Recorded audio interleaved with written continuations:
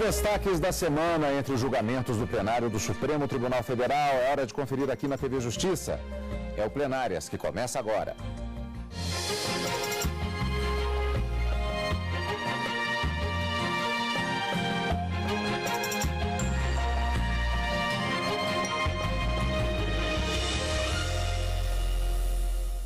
Em destaque as sessões dos dias 3, 5 e 6 de agosto de 2015. Nós tivemos, portanto, uma semana um pouco diferenciada por conta exatamente do retorno dos trabalhos de julgamentos no plenário do Supremo Tribunal Federal.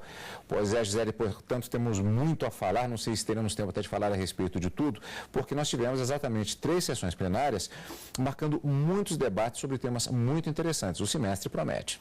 Promete, é verdade, Cadu. Nós tivemos aí uma semana bastante intensa. O Supremo Tribunal Federal já na segunda-feira marcou uma sessão extraordinária, inclusive uma pauta com processos, né? Ou seja, foi uma sessão jurisdicional, não apenas uma sessão administrativa para iniciar os trabalhos. Então, durante toda a semana nós tivemos temas interessantíssimos como TV por assinatura, a questão das guardas municipais, da possibilidade ou não dos guardas municipais aplicarem multas de trânsito e também questões relacionadas à competência para tributar em relação às sociedades de economia mista. Então, foram temas extremamente interessantes e nós vamos ter a oportunidade de esclarecer alguns deles aqui para quem está nos acompanhando. Então, vamos começar, portanto, lembrando que o Supremo Tribunal Federal retomou na tarde da segunda-feira, dia 13, os trabalhos do segundo semestre, exatamente com o julgamento de habeas corpus que trataram de um tema de bastante relevância, que foi bastante debatido. É a aplicação do chamado princípio da insignificância. A aplicação ou não do princípio da insignificância foi analisada em 3 casos.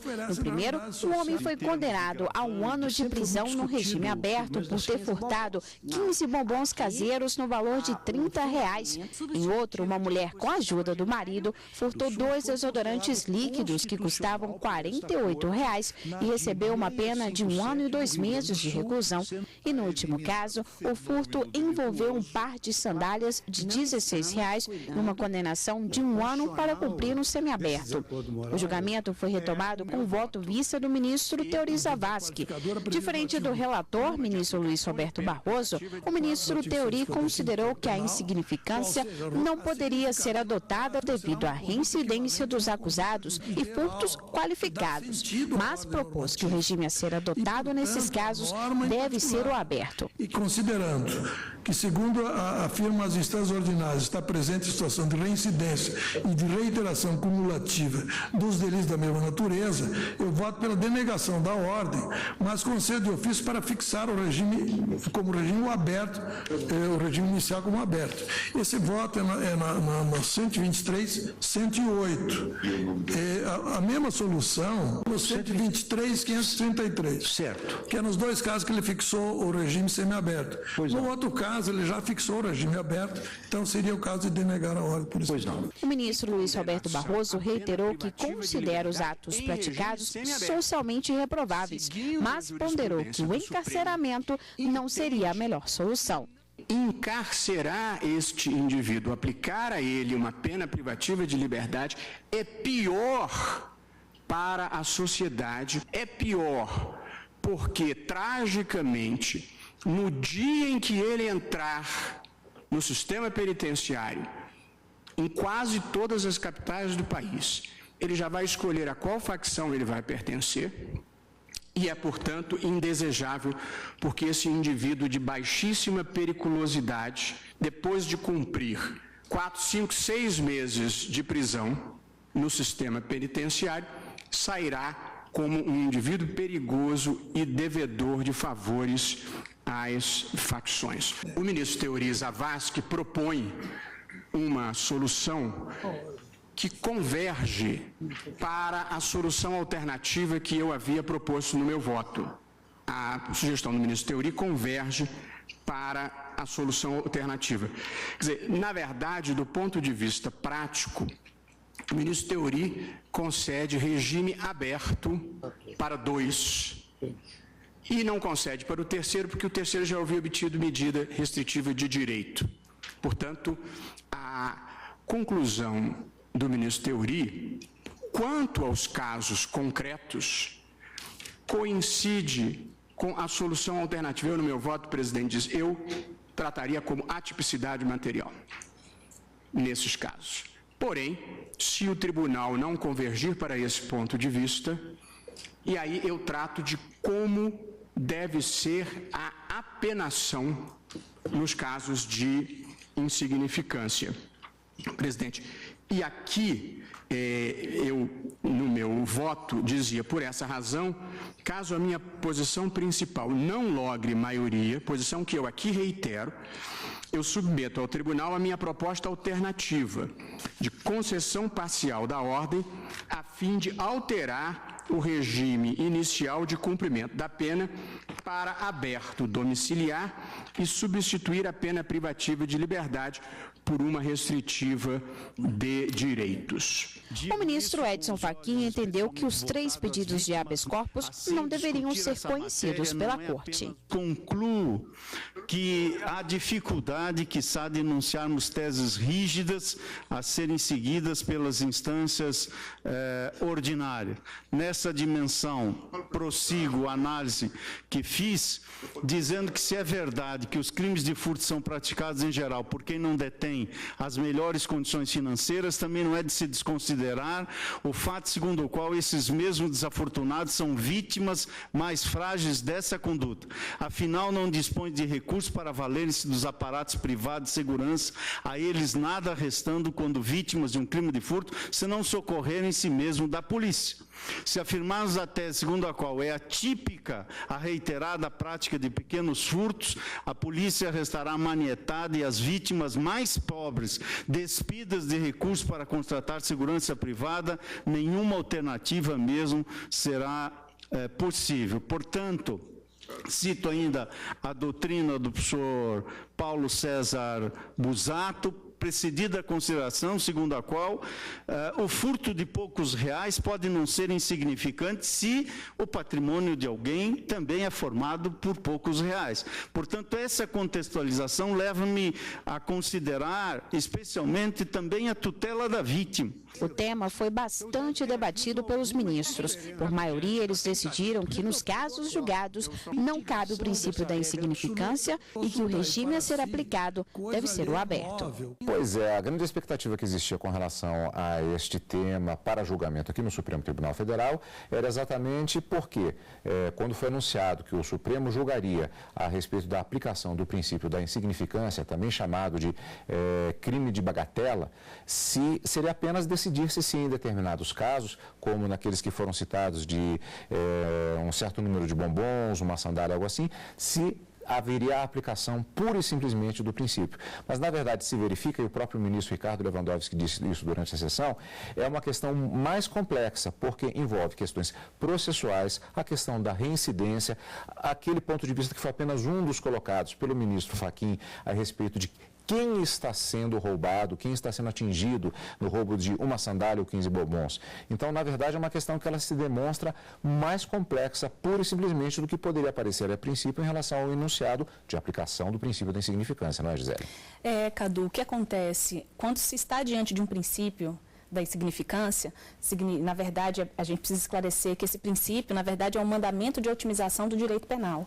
O direito penal, ele tem que se preocupar com questões relevantes do ponto de vista da ofensa ao bem jurídico.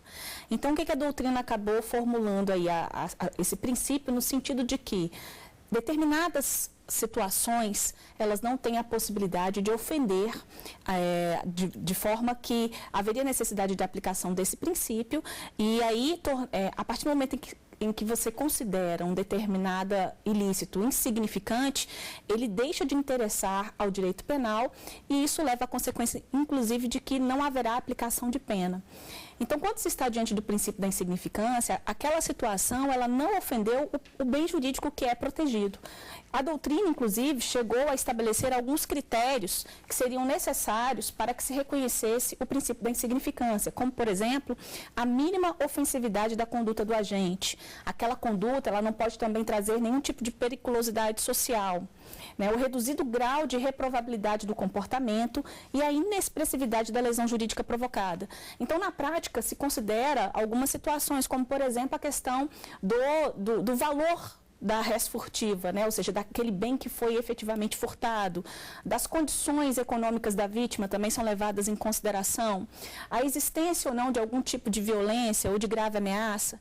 Então, inclusive, dentro dessa perspectiva, criou-se uma jurisprudência no Supremo Tribunal Federal, no sentido de que toda vez que o furto for praticado, né, com a presença de qualificadoras, como, por exemplo, o concurso de agentes, ou com a presença de agravantes, ou se aquela pessoa que acabou cometendo aquele ilícito, ele é reincidente nas práticas criminosas. Então, essas duas situações, tanto a reincidência quanto a qualificadora, acabaram criando situações no Poder Judiciário de que, a partir do momento em que elas estivessem presentes, não seria possível aplicar o princípio da insignificância. Então, esses 3 habeas corpus que o Supremo teve a oportunidade de se debruçar, inclusive foram habeas corpus, cujas discussões elas tiveram início na primeira turma do Supremo Tribunal Federal, e os ministros entenderam por bem afetar esse julgamento ao plenário para que o Supremo pudesse, então, definir uma tese a respeito desse tema. Então, foi por essa razão que esses habeas corpus foram parar no plenário da Suprema Corte. Então, o ministro Barroso, ele acabou, num primeiro momento, entendendo que as ordens deveriam ser concedidas. E por qual razão? Porque ele entende que o sistema carcerário já está tão lotado, tão sobrecarregado, que não seria possível, né, no primeiro momento em que ele acabou se manifestando, que não seria possível ocupar o judiciário com esses ilícitos de pequena monta. Aí houve um pedido de vista do ministro Teori Zavascki, e na sessão da segunda-feira, ela foi retomada, inclusive, com a apresentação do voto vista do ministro Teori Zavascki, que acabou divergindo do ministro Luiz Roberto Barroso. O ministro Teori Zavascki entende que o direito penal ele precisa dar uma resposta para esse tipo de conduta, principalmente quando se está diante de situações que agravam a conduta. Então, diante dessa discussão que acabou surgindo no plenário, o próprio ministro Luiz Roberto Barroso ele reajustou o voto e acabou que foi essa posição que acabou prevalecendo no resultado final do julgamento, ou seja, foi o voto do relator reajustado, né, após as considerações do ministro Teori Zavascki, que acabou prevalecendo. Então, por maioria, os ministros entenderam por denegar a ordem, ou seja, permaneceu aquela sentença que havia sido dada em primeira instância com a condenação das pessoas que acabaram praticando aqueles ilícitos que estavam ali descritos nos 3 habeas corpus. O que significa dizer que aquela sentença que foi proferida, ela permanece e houve uma proposta, inclusive, de concessão de ofício de ordem de habeas corpus, no sentido de que, em relação a 2 habeas corpus, aquele regime inicial não seria mais o semiaberto, seria o regime aberto, e em relação ao outro habeas corpus não foi possível modificar a questão do regime porque a pena já havia sido substituída por prestação de serviços à comunidade.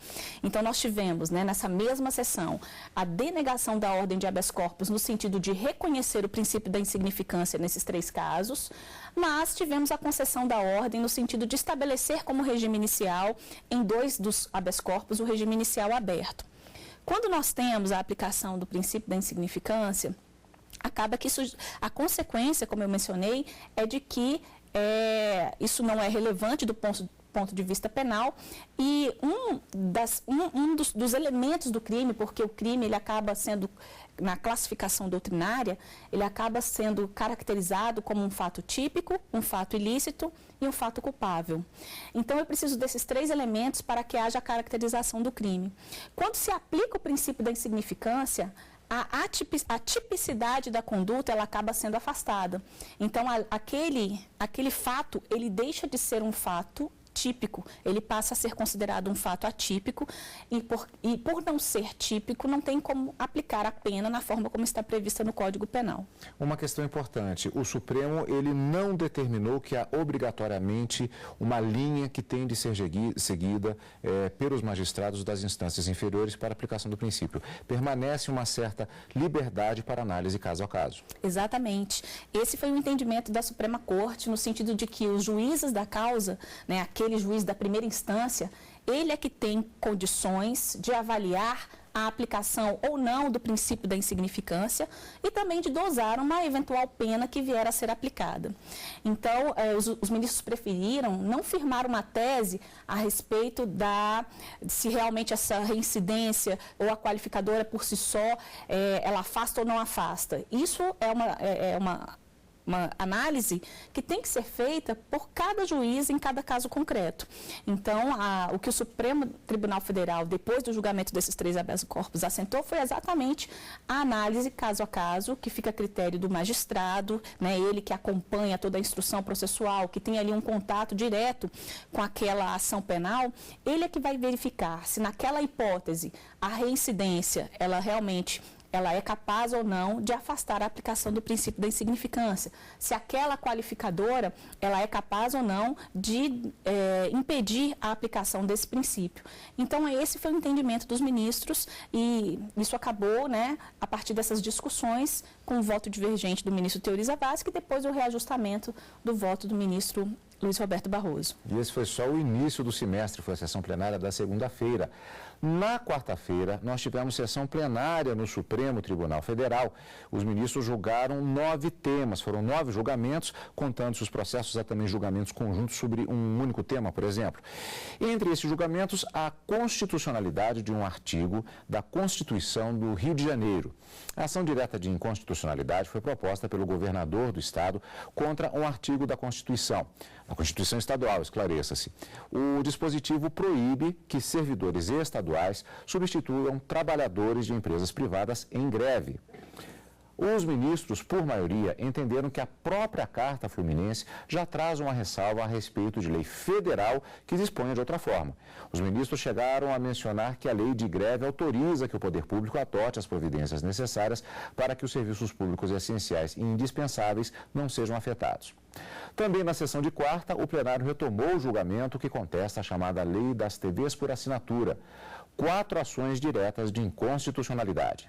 O julgamento foi retomado com o voto divergente do ministro Edson Fachin, diferente do relator, ministro Luiz Fux, que considerou apenas um artigo da chamada Lei da TV por assinatura inconstitucional. Para o ministro Edson Fachin, toda a norma é constitucional.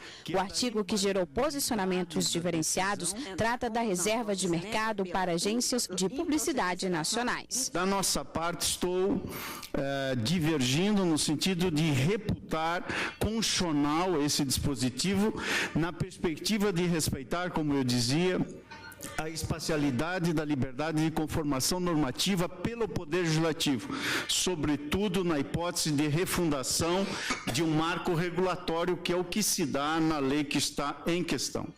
Parece-nos que se deve levar em conta, então, a intensidade do controle de normas a ser exercido pela jurisdição constitucional. E a respeito dessa temática, cito alguns autores e me permito destacar a afirmação do professor Humberto Ávila, que suscita nesta matéria os seguintes limites. Diz o professor, abre aspas, se vê que esses critérios não afastam o controle do Poder Judiciário, mas modificam-lhe a qualidade e a intensidade. Conquanto o Poder Judiciário não possa substituir sem mais essas premissas e contrariar a previsão de efeitos, ele, o Judiciário, deve verificar se o legislador fez uma avaliação objetiva e sustentável do material fático e técnico disponível e se esgotou as fontes de conhecimento para prever os efeitos da regra de modo mais seguro possível e se orientou pelo estágio atual do conhecimento e da experiência fechada. Portanto, à luz dessa lição que está na obra Teoria da Igualdade Tributária, que aqui cito, página 176, parece-nos que o quadro fático normativo permite reputar justificada a escolha legislativa à luz da correção da conduta estatal. Observa-se uma preocupação do Poder Legislativo em relação à publicidade, à luz do que se sustenta nos parágrafos 3º e 4º do artigo 220 do texto constitucional. Cito precedentes aqui do Supremo Tribunal Federal, especialmente na ação de declaração de constitucionalidade de 1950, relatada pelo eminente ministro Eros Grau. Portanto, em conclusão, senhor presidente, eminente relator, tenho para mim que essa lei 12.485, neste ponto, não inova por completo na ordem jurídica, de modo que não nos parece legítimo excluir do ordenamento a norma que reputou o Poder Legislativo como fruto de sua escolha e se situa no marco normativo da Constituição Federal. Peço, portanto, venha o relator apenas para essa divergência pontual e, quanto ao mais, acompanhar Sua Excelência. Os ministros Luiz Roberto Barroso, Teoriza Vasque e Rosa Weber acompanharam o relator, mas o julgamento foi suspenso após o pedido de vista do ministro Dias Toffoli. O plenário também começou a analisar se há necessidade de autorização prévia das Assembleias Legislativas Estaduais para processar e julgar governadores que tenham cometido os crimes comuns e de responsabilidade. O caso é tratado em 3 ações diretas de inconstitucionalidade que questionam as constituições do Acre, Mato Grosso e Piauí. Entende, portanto, a OAB que estaria havendo essa tríplice violação à separação de poderes, em razão de uma interferência indevida no núcleo essencial da função do Poder Judiciário, a violação ao próprio acesso à jurisdição e a violação, por fim, ao princípio republicano. O relator das ADIs, ministro Celso de Mello, disse que não há invasão de competência. O fato das constituições estabelecerem a prévia autorização das casas legislativas estaduais para a abertura de ações penais contra governadores, mas considerou que não cabe aos estados tipificar o crime de responsabilidade e definir como serão os processos. A jurisprudência firmada pelo Supremo Tribunal Federal impõe que a instauração de persecução penal em juízo contra o governador do estado por supostas práticas delituosas perseguíveis mediante ação penal de iniciativa pública ou de iniciativa privada seja necessariamente precedida de autorização dada pelo Poder Legislativo local, a quem incumbe, com fundamento em juízo de caráter eminentemente discricionário, exercer verdadeiro controle político prévio de qualquer acusação penal deduzida contra o chefe do Poder Executivo do Estado-membro. O julgamento foi suspenso e deve retornar à pauta com o voto vista do ministro Luiz Roberto Barroso. E também na sessão dessa quarta, por unanimidade, os ministros consideraram inconstitucional a cobrança da correção monetária das demonstrações financeiras de pessoas jurídicas no balanço relativo ao exercício social de 1989. Na sessão plenária da quarta-feira nós tivemos, portanto, diversos processos, muita coisa que foi julgada. Eu destacaria, talvez, Gisele, que na sessão da quarta-feira, o grande destaque talvez tenha sido um processo que, na verdade, não foi encerrado ainda, que é exatamente o marco regulatório das televisões por assinatura. Sim, é verdade. Nós tivemos aí 4 ações que estão sendo questionadas no Supremo Tribunal Federal exatamente sobre a lei que estabeleceu esse marco regulatório das TVs de acesso condicionado, que são conhecidas como TVs por assinatura. Essas ações, inclusive, culminaram com a realização de audiência pública no âmbito do Supremo Tribunal Federal. Elas foram requeridas pelo ministro relator, que é o ministro Luiz Fux, e eles acabaram, nessa oportunidade, eles ouviram representantes de diversos setores da sociedade, tanto com posicionamentos contrários ou favoráveis à constitucionalidade ou não dessa legislação, e todos esses argumentos acabam sendo levados em consideração pelos ministros no momento em que eles proferem os votos. Então, o ministro Luiz Fux teve a oportunidade, inclusive, de votar, e para ele, apenas a procedência parcial da ação no que diz respeito à inconstitucionalidade de apenas um dispositivo. Existe um dispositivo nessa legislação que tratou de várias situações, reserva de mercado, tratou também do mínimo de publicidade de conteúdo nacional, regulamentou a questão da atuação da Ancine. Então, o ministro Luiz Fux entendeu que um dos pontos da lei, que é o artigo 25, ele é inconstitucional, porque esse artigo, ele prevê uma reserva de mercado para as agências de publicidade brasileiras. E, de acordo com o ministro Fux, não há nada na prática que justifique um tratamento diferenciado entre agências de publicidade estrangeiras e agências de publicidade brasileiras. Não há questões, critérios de hipossuficiência que demonstram que as agências brasileiras elas teriam que ter uma condição diferenciada na disputa desse mercado. Então, por essa razão, por não haver necessidade de uma discriminação, ele entendeu que esse dispositivo ofende o princípio da igualdade previsto na Constituição Federal. Já o ministro Edson Fachin, ele divergiu do ministro Luiz Fux e ele entendeu que toda a lei é constitucional. Para ele não há nenhum tipo de inconstitucionalidade. Esse julgamento acabou sendo interrompido, né? Ele é bastante aguardado, né? Existe toda uma expectativa em cima da conclusão e houve um pedido de vista do ministro Dias Toffoli e numa sessão próxima deve retomar a ser analisado com o posicionamento já do ministro Dias Toffoli. O voto vista do ministro Dias Toffoli que será acompanhado ao vivo direto do plenário e, claro, também dos destaques da semana aqui no Plenárias. E esta semana nós tivemos uma situação atípica, tivemos sessão na segunda, na quarta e na quinta-feira. Na sessão plenária desta quinta-feira, os ministros do STF julgaram constitucional lei mineira que estabelece competência aos guardas municipais de atuar em infrações de trânsito e aplicar multas. O caso chegou ao Supremo após o Ministério Público de Minas Gerais questionar uma decisão do Tribunal de Justiça do Estado.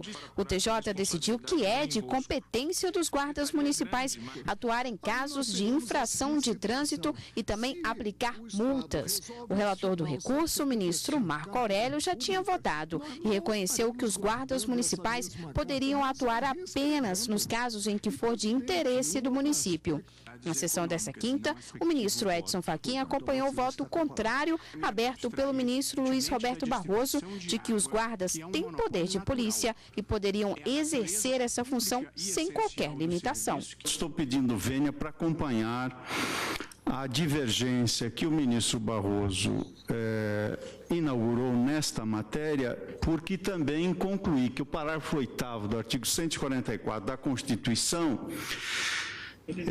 ao tratar das atividades típicas de polícia administrativa, em verdade, parece-me não trazer a proibição do município estabelecer outras atribuições às guardas municipais. A maioria dos ministros seguiu esse entendimento e a lei mineira que estabelece essa atribuição é constitucional. O caso tem repercussão geral reconhecida e a decisão deve ser adotada em situações semelhantes. 24 processos estavam à espera desse julgamento. Outro caso com repercussão geral também foi retomado na sessão dessa quinta. A Companhia de Saneamento Básico do Estado de São Paulo, a Sabesp, contestou uma decisão do TJ paulista que determinou que a empresa deveria pagar IPTU para a Prefeitura de Ubatuba. O relator originário, o ministro aposentado Joaquim Barbosa, negou o recurso por entender que as sociedades de economia mista só gozam dos privilégios fiscais que se aplicam ao setor privado. Já o ministro Luiz Roberto Barroso disse que a empresa presta um serviço público e por isso estaria isenta do tributo. A minha posição é fundada na circunstância de que a imunidade ou não decorre da natureza jurídica da empresa, e sim da natureza jurídica do serviço. Como eu acho que é um serviço público, eu acho que a imunidade alcança o serviço público. O fato de ter ações cotadas em bolsa e mesmo de distribuir lucros ou dividendos, neste momento existe a tributação própria. Até o momento, os ministros Teori Zavascki, Luiz Fux, Rosa Weber, Dias Toffoli e Gilmar Mendes acompanharam o relator.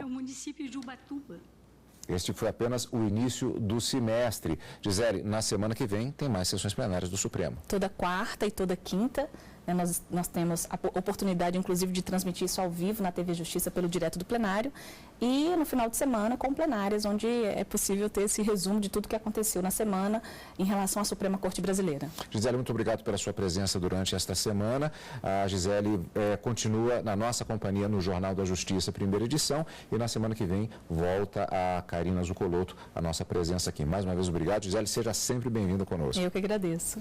E obrigado também pela sua companhia, amigo da TV Justiça. E continue conosco aqui, é claro, na TV Justiça.